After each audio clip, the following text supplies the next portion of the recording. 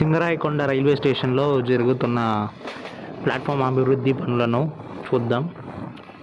Platform number 1 మీద అయితే high level platform, అలాగే షెల్టర్ వర్క్స్ జరుగుతున్నాయి.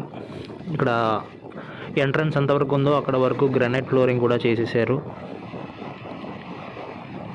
లిఫ్ట్ సంగతి తెలియదు కానీ ఈ ఫుట్ ఓవర్ బ్రిడ్జ్కి అయితే ఇంకో సైడ్ కూడా ఎంట్రీ ఎగ్జిట్ పాయింట్ అనేది ఇస్తున్నారు. సో టోటల్గా 3 ప్లాట్ఫామ్స్ అయితే ఉన్నాయి.